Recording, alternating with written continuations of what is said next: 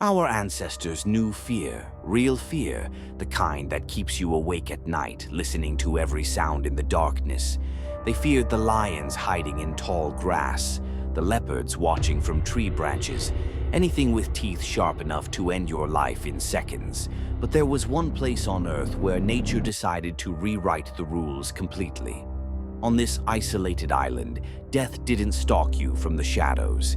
It didn't wait in the bushes. It came from above. Now we're not talking about a hawk here, or some falcon diving for a rabbit. No, this was something else entirely, something so ridiculously heavy that flying long distances was a struggle. But here's the terrifying part. It didn't need to fly far because it turned that massive weight into the perfect weapon. Picture yourself walking through a forest. It's completely silent. There are no predators on the ground, nothing to worry about. You actually feel safe. Then without warning, a shadow passes over you. You hear one sound, just one. The rush of wind cutting through the air, and by the time your brain registers what's happening, you're already gone. This is the story of the Haast's eagle, the only bird in recorded history that didn't just attack humans when threatened. It actually hunted us on purpose. To really grasp how terrifying this creature was, you've got to understand where it lived. Ancient New Zealand, this place was like nothing else on the planet. It was a kingdom ruled entirely by birds. There were no wolves prowling through the forests, no bears, not even a single land mammal, zero. The dominant animals were these massive flightless birds called moa. Imagine a bird standing 12 feet tall, weighing close to 500 pounds. Just enormous. Nature had created these giant prey animals with no natural enemies. Well, almost none, because nature always finds balance. And when you've got prey that massive, you need a predator powerful enough to take them down. Enter the Haast's eagle. This thing weighed up to 33 pounds. Now that might not sound like much, but for a bird that flies, that's absolutely insane. It was literally pushing the physical limits of what should even be able to get airborne. Its wings stretched nearly 10 feet from tip to tip. But honestly, the wings weren't even the scary part. The talons were. Each claw was roughly the size and shape of a Bengal tiger's claw. Let that sink in for a second.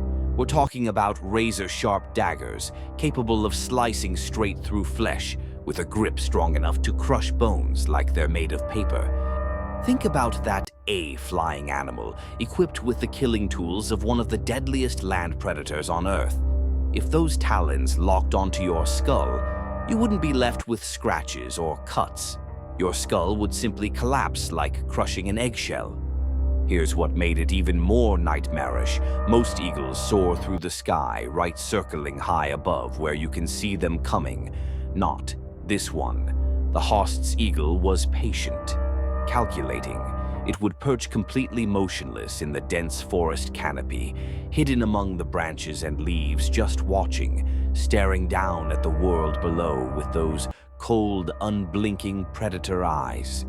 And when its prey finally wandered into position directly underneath, the eagle wouldn't swoop, it wouldn't circle, it would just let go.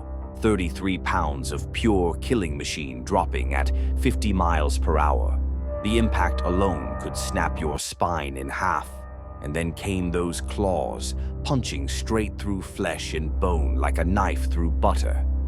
There was no warning cry, no sound of wings flapping, no chance to run or fight back, just a sudden crushing force from directly above, and then darkness.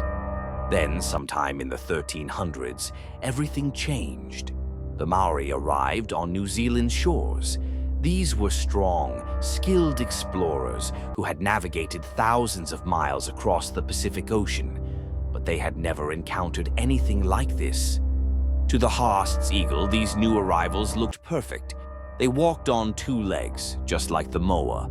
They were about the right size, and most importantly, they were soft enough to kill quickly. The eagle didn't see humans as something different.